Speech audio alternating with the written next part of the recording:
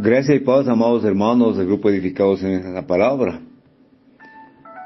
Siguiendo con el eslogan mensual, preparando mi corazón para la cena del Señor, hoy nos corresponde el tema, Advertencia 3, tercera parte, precauciones contra la caída del estado de gracia. Este estudio bíblico lo realizaremos tomando en consideración el libro de los Hebreos, capítulo 6, versículos 9 al 20, que al tenor de la palabra dice así: Queridos amigos, aunque hablamos de este modo, no creemos que esto se aplica a ustedes. Estamos convencidos de que ustedes están destinados para cosas mejores, las cuales vienen con la salvación, pues Dios no es injusto. No olvidará con cuánto esfuerzo han trabajado para Él y cómo han demostrado su amor por Él sirviendo a otros creyentes como todavía lo hacen. Nuestro gran deseo es que sigan amando a los demás mientras tengan vida, para asegurarse de lo que esperan se haga realidad. Entonces, no se volverán torpes ni indiferentes espiritualmente. En cambio, seguirán el ejemplo de quienes, gracias a su fe y perseverancia, heredarán las promesas de Dios. Por ejemplo, estaba la promesa que Dios le hizo a Abraham. Como no existía nadie superior a Dios por quien jurar, Dios juró por su propio nombre, diciendo: ciertamente te bendeciré, y multiplicaré tu descendencia hasta que sea incontable. Entonces Abraham esperó con paciencia y recibió lo que Dios le había prometido. Ahora bien, cuando las personas hacen un juramento, invocan a alguien superior a ellas para obligarse a cumplirlo. Y no cabe ninguna duda de que ese juramento conlleva una obligación.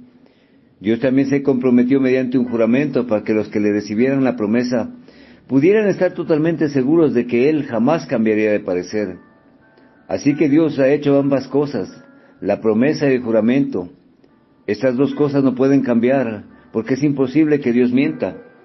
Por lo tanto, los que hemos acudido a Él en busca de refugio podemos estar bien confiados, aferrándonos a la esperanza de que está por delante de nosotros. Esta esperanza es un ancla firme y confiable para el alma. Nos conduce a través de la cortina al santuario interior de Dios. Jesús ya entró allí por nosotros. Él ha llegado a ser nuestro eterno sumo sacerdote según la orden de Melquisedec. Hasta ahí la porción bíblica del libro de Hebreos capítulo 6, versículos 9 al 20. Es interesante e importante, mis amados hermanos, comprender que el versículo 9 muestra cuánto necesitaban aliento los cristianos en aquel tiempo. Estaban en peligro de caer, pero no tanto por una rebelión calculada, sino por un desaliento deprimente. Ellos necesitaban ser advertidos, pero también animados. Cuando nos sentimos desanimados, a menudo pensamos que Dios ha olvidado todo lo que hemos hecho por su pueblo.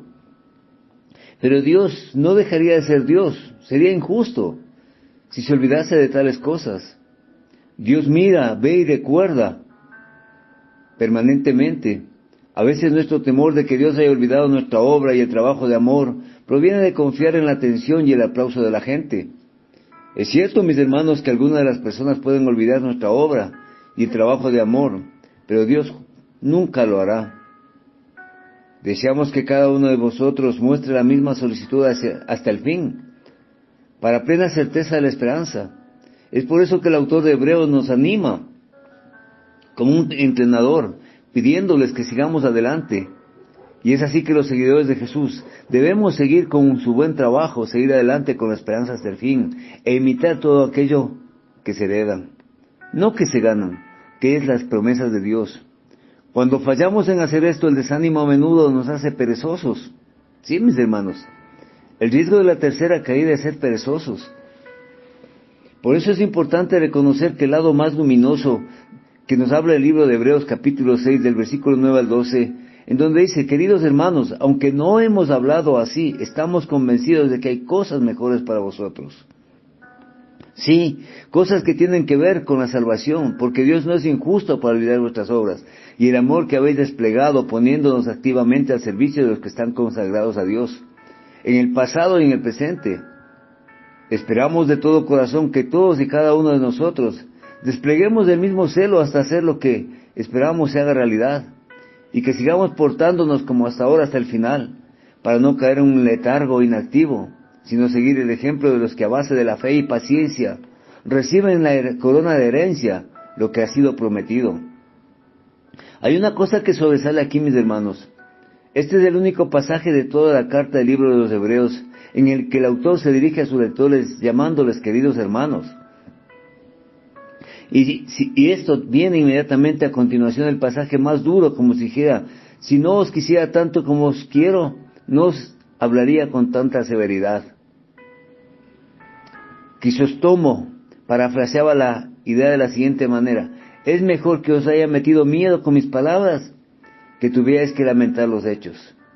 Dice la verdad, pero por muy dura que sea, lo dice con amor. Además, su misma manera de decirlo muestra lo individual que era su amor.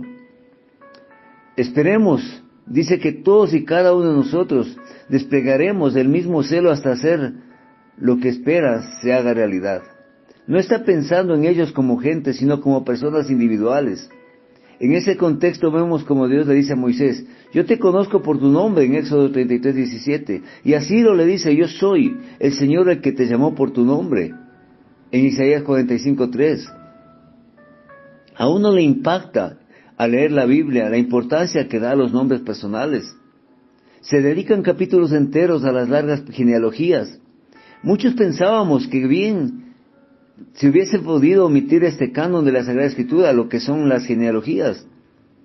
Pero esta parte es muy importante de los nombres propios, ya que son un testimonio mismo de que la perspectiva bíblica nos enseña a que el hombre no es sino una abstracción ni una cosa.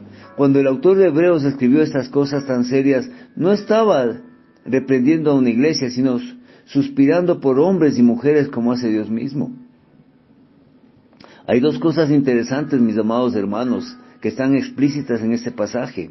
Primero, se nos da a entender que aunque si estas personas a las que se escribe no han crecido en la fe cristiana y en el conocimiento como debían, y aún se han dejado que se les enfriara el primer entusiasmo, no han fallado en el servicio práctico a sus hermanos en la fe.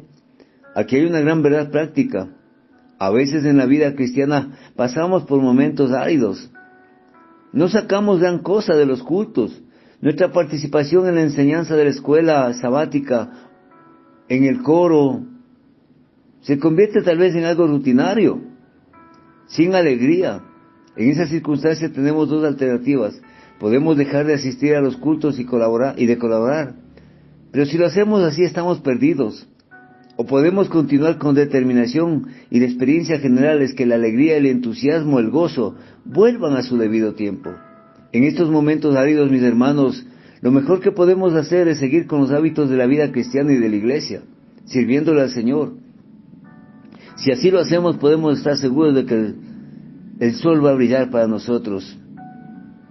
En segundo lugar, nuestro autor lo dice a su público, que sigan el ejemplo de los que a base de fe y paciencia reciben en herencia lo que se les había prometido, esa corona prometida. Lo que quiere decir es: no sois los primeros que se han embarcado en las glorias y en los peligros de la fe cristiana. Otros acarrearon los peligros y soportaron las tribulaciones antes que vosotros, y vencieron. Nos está diciendo que sigamos adelante, dándonos cuenta de que otros han salido victoriosos de la lucha y han ganado, tomados de la mano del Señor. El cristiano no va por un camino totalmente desconocido, sino por el recorrido de los santos. Es por eso, mis amados hermanos, que aquí es importante reconocer que la precaución número 3 que nos está hablando hace referencia a la diligencia, a ser gente diligente y no ser perezosos. Y aquí debemos notar dos cosas igual. Todo creyente debe ser diligente hasta el fin. Podemos notar la palabra hasta el fin. Habrá un fin para nuestra esperanza de salvación será realidad, porque se acercará el día glorioso de la redención, y la forma de evitar caer del estado de gracia es tomar precauciones. Debemos ser diligentes en nuestra esperanza de salvación y en la misma administración a las personas. Mientras tanto, seamos diligentes hasta el fin, mis hermanos. Podemos notar que la confirmación proviene del versículo de las diligencias. Si somos diligentes en vivir para Cristo, nuestro corazón se llena. Sí, mis hermanos, nuestro corazón se llena. Si no somos diligentes, entonces no podemos recibir confirmación de que todas las cosas estarán bien. Vivir una vida de altas y bajas algunas veces, viviendo para y otras veces no viviendo para, algunas veces viviendo en pecado y otras veces viviendo en justicia, provoca dudas, preguntas e interrogantes acerca de la salvación. Y es lógico, mis amados hermanos, debemos temer, pero no caer en el estado del estado de la gracia de Cristo y su palabra. Es por eso que debemos recordar, la precaución contra la caída del estado de la gracia es la diligencia. Tener esperanza en Cristo es un modo diligente hasta el fin. Esta precaución es directa, por eso nos dice que no seamos perezosos, no seamos lentos. Algunos ya se han vuelto tardos, somnolientos y haraganes para buscar y crecer y madurar en Cristo. Necesitamos despertarnos a nosotros mismos, y los fieles necesitan guardarse a sí mismos, no sea que comenzarán a endurecerse y alejarse de Cristo. La pereza siempre es un peligro para los creyentes. La respuesta es la diligencia, mantenerse alerta, diligente, activo, sirviendo al Señor. Pero podemos saber si somos diligentes o perezosos haciéndonos nosotros mismos unas cuantas preguntas. ¿Escuchamos diligentemente la palabra predicada y enseñada o somos perezosos y permitimos que nuestra mente y nuestros pensamientos divaguen? ¿Leemos y estudiamos diligentemente la palabra de Dios en nuestra adoración diaria y devocional? ¿O somos displicentes y perezosos al adorar a Dios diariamente? ¿Oramos diligentemente todos los días? ¿Orar realmente o somos displicentes y descuidados en la oración? ¿Participamos diligentemente de Cristo o somos perezosos de participar en Él? ¿Somos diligentes en nuestra adoración semanal, diaria, a Dios en nuestra iglesia, o somos perezosos y displicentes con nuestra adoración semanal? Es por eso que es necesario mirar el libro de Hebreos, capítulo 6, versículo 12, que dice: a fin de que no seáis perezosos, sino imitadores de los que por fe y la paciencia heredan las promesas. Y en Romanos 12:11 nos dice: no sirviendo perezosos en lo que requiere diligencia, sino ardientes en espíritu, sirviendo al Señor. Y en 1 Corintios, la palabra nos confronta cuando nos dice en el capítulo 15, versículo 58, así que, hermanos míos, amados, estad firmes y constantes, abundando siempre en la obra del Señor, sabiendo que vuestro arduo trabajo en el Señor no es en vano. En 1 de Pedro, capítulo 1, versículo 13, por eso con la mente preparada para actuar, y siendo sobrios, poned vuestra esperanza completamente en la gracia, que os es traída a la revelación de Jesucristo. Mis amados hermanos, la manera de ser diligente también es a través de nuestro testimonio, nuestro ejemplo. Y es otra forma de cuidar o ser precavidos, seguir a los creyentes de fe y perseverancia, ya que algunos creyentes se han dormido creyendo en Dios y en Cristo para la vida eterna. Se perfeccionaron comprendiendo en qué consiste esta vida que nos ha sido prometida a través de Dios para el mundo. Ahora ellos han heredado el reino de los cielos y duermen para mañana ser despertados ante la presencia de nuestro Salvador y Redentor. Por su fe y resistencia a Cristo y sus promesas, nos indican que aunque ellos abandonaron esta tierra hace mucho tiempo, aún confiaban en las promesas eternas. Duermen en paz porque tuvieron fe en Cristo y en esa promesa de vida eterna, y pacientemente perseveraron y desistieron en su fe. Abraham le había sido prometida una simiente, un hijo a través del cual crecería toda una nación de personas. Y Dios había prometido una tierra en la que su pueblo podría vivir. Y eso lo podemos ver en el libro de Génesis capítulo 12, versículo 1 al 5. Capítulo 13, 14 al 17. Y así algunos versículos y textos bíblicos más. Todo cuanto Abraham tenía que hacer era creer en Dios y creerle a Dios. Si Abraham creía en Dios y le creía a Dios, seguiría a Dios, perseverando y con esperanza hasta el fin, resistiendo y esperando que Dios cumpliera su promesa. Eso hizo Abraham. Resistió pacientemente y por ende él recibió la promesa de Dios. Pero ¿cuáles fueron las promesas y su significado para nosotros los creyentes del día de hoy? El libro de Romanos capítulo 4, versículo 1 al 25, nos hace un análisis sobre las promesas de Abraham y su significado, especialmente el versículo 13, mis amados hermanos. La simiente prometida por Dios fue Isaac y el pueblo judío, pero también había un doble significado en la promesa de Dios. La simiente prometida fue también una referencia al Cristo de la nación creyente, que nacerían a través de él. Abraham es el padre de la fe. Y eso lo vemos en Romanos capítulo 4, versículo 11 al 12 y 17. La tierra prometida por Dios fue Palestina, pero la aplicación espiritual en la tierra prometida es la nueva Jerusalén, que descenderá de los cielos, como nos dice el libro de Apocalipsis capítulo 21. Por eso, mis hermanos, es importante recordar que Abraham recibió la promesa de Dios, porque resistió pacientemente. Él es un ejemplo primordial de un creyente, por lo tanto debemos seguirle a él y a todos los creyentes que confiaron en Dios y resistieron hasta el fin. Es la precaución que debemos tomar para evitar que caigamos del estado de gracia de Cristo. Seguir el ejemplo dinámico de los que nos han antecedido, los que creyeron en Dios y perseveraron en su creencia y en consecuencia han recibido la promesa de Dios. Como nos dice el libro de Colosenses capítulo 1 versículo 12. Con gozo damos gracias al Padre que nos hizo aptos para participar de la herencia de los santos en la cruz. De los santos en luz. Y en Hebreos 3.1, por tanto, hermanos, santos, participantes del llamamiento celestial, considerad a Jesús, el apóstol y sumo sacerdote de nuestra confesión. Y en Santiago 5.10 nos dice, hermanos, tomad por ejemplo de aflicción y de paciencia a los profetas que hablaron en el nombre del Señor. Por eso, mis hermanos, la promesa es una confirmación, pero también es un aviso de precaución, ya que el juramento y la promesa de Dios es una verdad gloriosa. Así, cuando los hombres se encuentran involucrados en un conflicto y quieren la paz, y quieren sobre todo garantizar lo que han logrado haciendo las cosas, manteniendo la paz, y luego prometen y hacen un juramento de que cumplirán su promesa, siempre juran por alguien o por algo que es superior. Cuando hacen tal juramento, se resuelve la disputa, hacen lo que dicen. Eso es exactamente lo que Dios ha hecho. Dios nos ha prometido la esperanza de salvación y vida eterna. Y nos ha hecho más. Dios hizo un juramento que haría exactamente lo que decía. Y Él cumplirá su promesa a Abraham. Y también a nosotros. Porque hemos seguido el ejemplo de Abraham, el padre de la fe.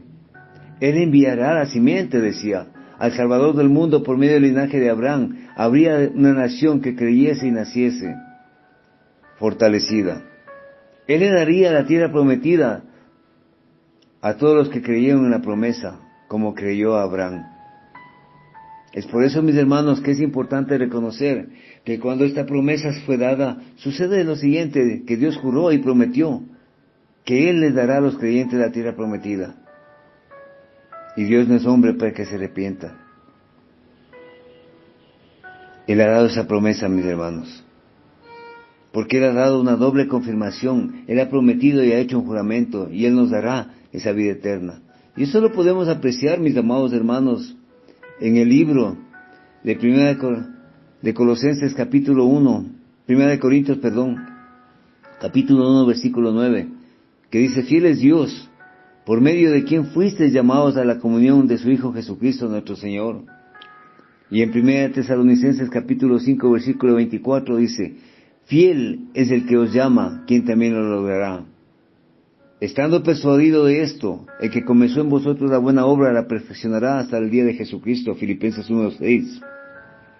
Por lo cual asimismo padezco, pero no me avergüenzo, porque yo sé en quién he creído y estoy seguro que es poderoso para guardar mi depósito para aquel día.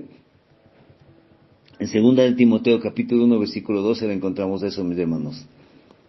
Basados en esta premisa, mis amados hermanos, podemos recapitular y reconocer que la esperanza no falla.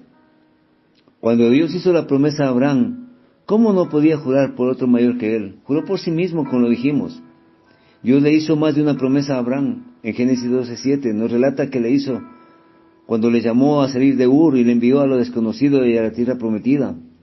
En Génesis 17, versículos 5, 6, es la promesa de muchos descendientes que va a heredar de su bendición. Génesis 18, 18, es una repetición de esta última. Pero la promesa que Dios selló con un juramento se encuentra en Génesis 22, 16, 18.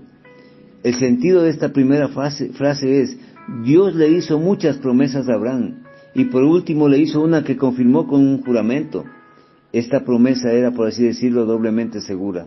Era la palabra de Dios, que en sí ya es segura, pero además Dios lo confirmó. Ahora bien, mis amados hermanos, esa promesa es la descendencia, de que todos los que provienen de la fe de Abraham serían benditos. Por tanto, para la iglesia cristiana, que es el verdadero Israel de Dios y la verdadera descendencia de Abraham, esa bendición se hizo realidad a través de Jesucristo. Es verdad que Abraham tuvo que practicar la paciencia antes de recibir lo prometido. No fue sino hasta 25 años después de salir de Ur, cuando nació su hijo Isaac, y Abraham ya era viejo y Sara estéril. La peregrinación fue larga, pero Abraham no perdió nunca la esperanza ni la confianza en la promesa de Dios. En la antigüedad, mis amados hermanos edificados y amigos oyentes, el ancla era el símbolo de la esperanza. Epícteto dijo, así como un barco no debe depender de una sola ancla, tampoco una vida de una sola esperanza. Pitágoras dijo, la riqueza es un ancla floja y la fama más floja todavía. La pregunta que nace para nosotros es, ¿cuáles son las anclas que son fuertes de nuestra vida? Y la respuesta debería ser la sabiduría y el gran corazón anclado a Cristo. El coraje, estas son las anclas que ninguna tempestad puede hacer vacilar. Y el autor de Hebreos insiste en que el cristiano tiene la mejor ancla y esperanza del mundo, que son las promesas de Dios. Esa esperanza se dice que es una que entra en la corte interior, que va más allá del velo, en el templo, el lugar más sagrado, de todos, y era el lugar santísimo. Tenía un velo que cubría la entrada. En el lugar santísimo se creía que moraba la misma presencia de Dios. Solo había un hombre que podía entrar allí, y era el sumo sacerdote. Y aún él no podía entrar en el lugar santísimo nada más que una vez al año, en el día de la expiación. Entonces, mis amados hermanos, estaba establecido, no debía detenerse mucho, porque era peligroso y terrible entrar en la presencia del Dios vivo. Y así lo dice el autor de Hebreos. Bajo la vieja religión judía, nadie podía entrar en la presencia de Dios, nada más que el sumo sacerdote y solo una vez al año. Pero ahora Jesucristo ha abierto el camino para todos los hombres. El autor de Hebreos usa una palabra muy expresiva acerca de Cristo. Dice que entró en la presencia de Dios como nuestro precursor. La palabra griega es prodromos, y su significado pasa por 3 etapas.